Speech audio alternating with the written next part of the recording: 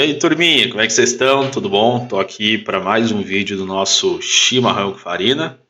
Hoje, na quinta-feira, acabou não acontecendo o chimarrão, porque tem um problema de equipamento aqui e agora eu tô com um microfone novo aqui, né? Eu acho que vocês podem perceber que meu áudio já tá melhor.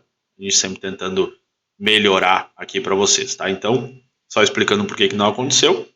Hoje nós vamos falar dos jogos de sexta-feira e vou comentar um pouquinho uma passagem muito interessante aqui do meu livro. E não perca aí os próximos vídeos, onde a gente vai falar sobre os jogos de sábado e domingo, final de semana, onde a gente vai falar só de futebol, porque aí tem uma quantidade maior, tá bom? Primeiramente tem que chamar a atenção aqui dos nossos parceiros, a Wedbet, a MyBetSpace, a Betfair e o Bolsa de Aposta, que são os parceiros aí que está sempre nos auxiliando nesse projeto, tá bom? Começando aqui, pessoal, hoje quero falar um pouquinho, mais uma vez, sobre esse livro aqui, tá? Que é o Algoritmo da Vitória. E hoje eu vou falar um pouquinho sobre o Nuno Cobra. Alguém já ouviu falar sobre o Nuno Cobra? Nuno Cobra foi treinador durante os 11 anos da carreira de Ayrton Senna, um dos maiores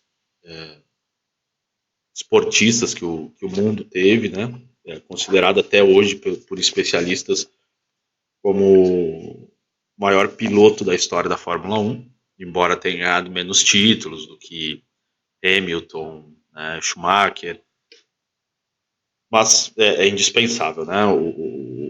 Comentários do que foi o nosso grandioso Ayrton Senna, né? Aqui tem uma passagem muito legal. É o seguinte, ó, a bateria de testes feita por Cobra, medindo a velocidade pura, o deslocamento, a lateralidade, o arranque, o tempo de reação, confirmou sua suspeita de que o desafio era complexo.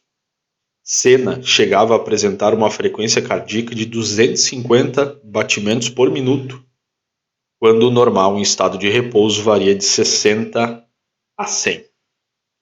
Então, o trabalho começou com caminhadas, para só depois evoluir para corridas. No início, Senna treinava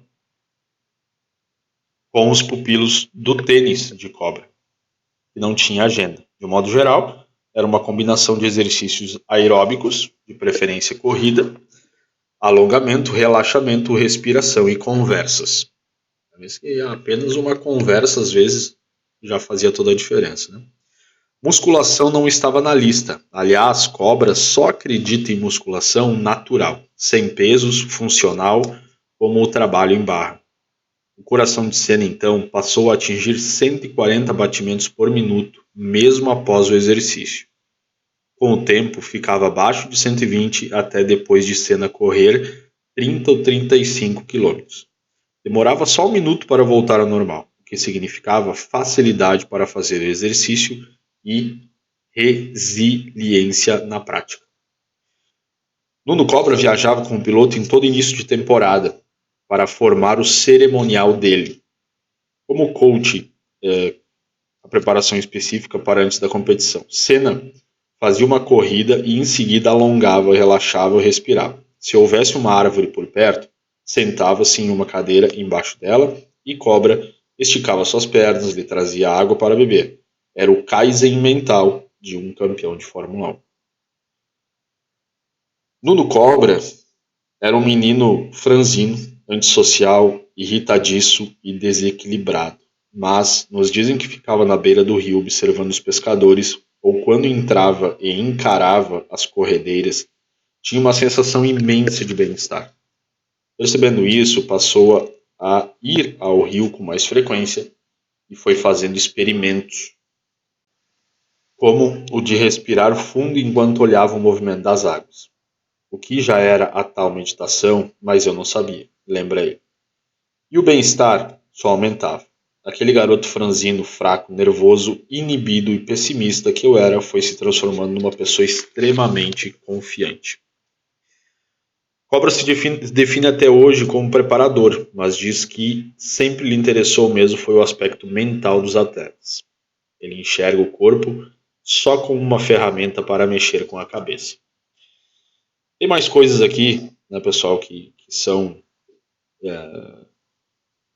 muito importantes, né? Até tem uma passagem aqui.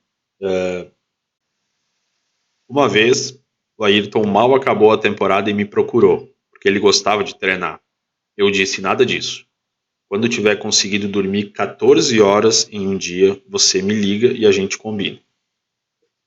Por fim, Nuno Cobra avalia que deu amor a seus pupilos. Sua definição de amor é demonstrar interesse real pelo indivíduo e por aquilo que acontece em sua vida. Na verdade, os caras que chegaram a mim eram uma potência. Eles só precisavam saber que eram. O que eu faço é levar as pessoas com o corpo a descobrir o valor que elas já têm. Não só Senna descobriu o próprio valor, como o francês Alain Prost também descobriu o valor do piloto arquirrival. O trabalho mental através do corpo não é apenas individual, pode ser coletivo. Dacher Keltner, professor de Psicologia Social da Universidade da Califórnia, em Berkeley, acompanhou os times cujos jogadores faziam o high five. High five, o cumprimento de bater as mãos espalmadas. Na temporada de 2008-2009 da NBA, as duas equipes que mais fizeram high five, independente do que ocorria no jogo, foram o Boston Celtic e o Los Angeles Lakers. O Celtic teve a terceira melhor pontuação do campeonato, porém caiu nos playoffs. E o Lakers foi campeão. Não é coincidência, segundo o pesquisador. Então, para a gente não se alongar muito, né, galera? Eu achei muito interessante compartilhar isso com vocês, o quanto é importante a gente estar com a mente e o corpo em dia. A definição que ele teve ali, né? O corpo é só uma ferramenta para mexer com a cabeça. Isso é incrível. E a gente às vezes não sabe o tanto de força que a gente tem. E muitas vezes a gente tem um potencial muito grande, mas a gente não acredita de fato nisso.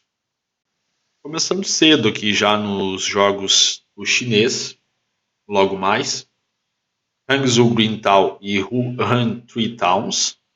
É uma equipe que a gente acompanha bastante o Three Towns, jogando em casa principalmente. Né? A gente tem feito alguns 3-0, né, no Wuhan. É uma equipe que faz, mas leva também muitos gols. Então eu vejo uma boa possibilidade aqui para a gente trabalhar um possível 1-0 e um possível 0-3 também. Tá? Como a gente vê aqui, ó, concedeu em 8, jogando fora de casa, BTTS sim em 7.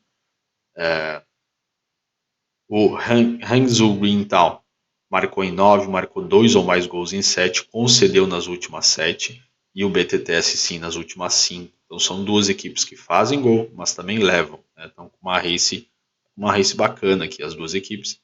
Eu vejo um bom potencial aqui para trabalhar o 1-0 e o 0-3, tá bom? Então ficar ligado nesse jogo do chinês, tenho acompanhado bastante o chinês nessa época, né? E vou continuar acompanhando aqui, não é só porque começou os europeus, né, que a gente vai deixar de acompanhar. Temos o Beijing Guan e o Henan também aqui. Aqui já uma situação um pouco diferente, né, acredito sim no favoritismo do Beijing, embora tenha vindo de derrota, mas o Henan Jiani é uma equipe que também vem oscilando muito, né, tem 3 derrotas, um empate e uma vitória, então muito cuidado com esse jogo. Se tiver um bom padrão aqui para a gente trabalhar, um possível 0-1 a favor do Beijing, certo?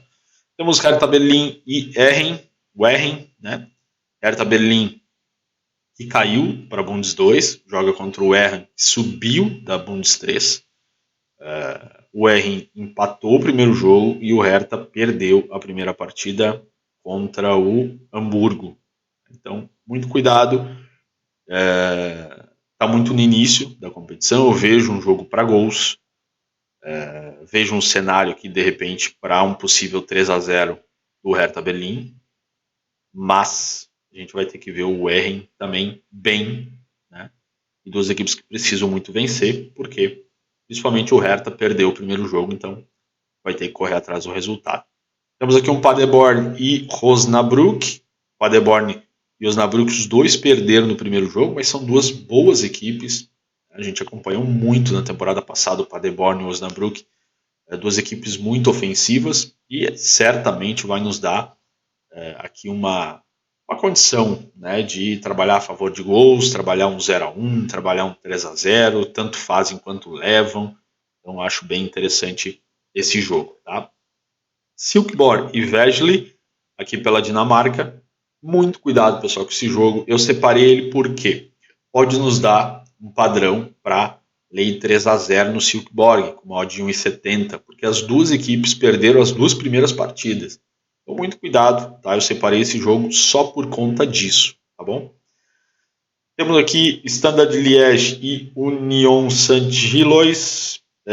O Liège perdeu o primeiro jogo, o Gilloise venceu. Tá? As duas equipes fazem, mas levam. Então, tomar muito cuidado aí com esse jogo.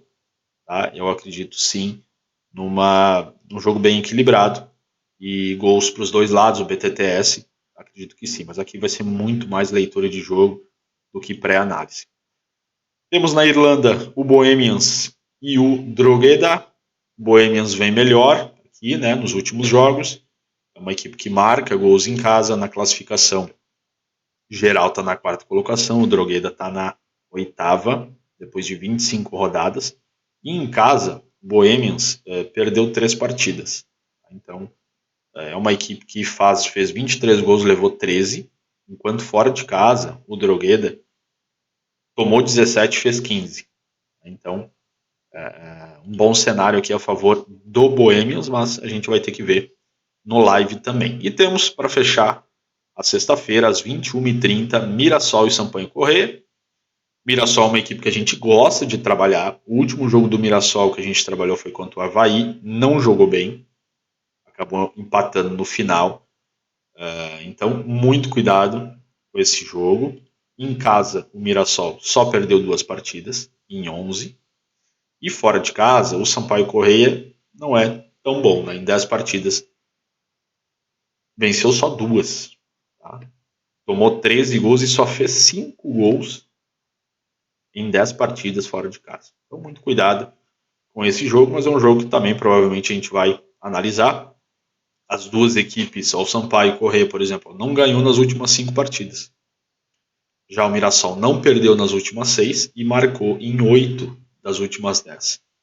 São equipes que não costumam marcar muito no HT, no primeiro tempo.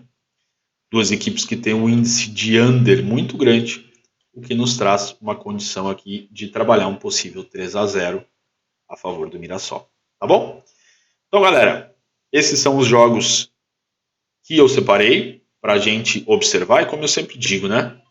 Não significa que porque está aqui no nosso chimarrão que a gente vai trabalhar esse jogo. Ainda ele vai passar por um filtro para que a gente possa colocar ele na nossa lista, que a gente possa colocar ele na nossa grade. E se não, sim, ele vai ser operado provavelmente, mas no live. Aí, definição de live é o que importa nesse momento, tá certo? Então é isso. Fazendo um teste aqui com o meu novo microfone. Acredito que vai dar certo. Ó, tem até as palminhas aqui, ó. Provavelmente eu não vou usar isso aqui. Mas é isso, galera, tá? Então, vamos lá. Não perde o próximo episódio. A gente vai falar muito sobre futebol e espero que eu possa agregar tanto na leitura do meu livro aqui, esse exemplo que a gente falou hoje sobre o Nuno Cobra, sobre o Ayrton Senna, como também nos jogos que eu separo para vocês aqui. Tá certo? Abraço, tamo junto, valeu, até o próximo.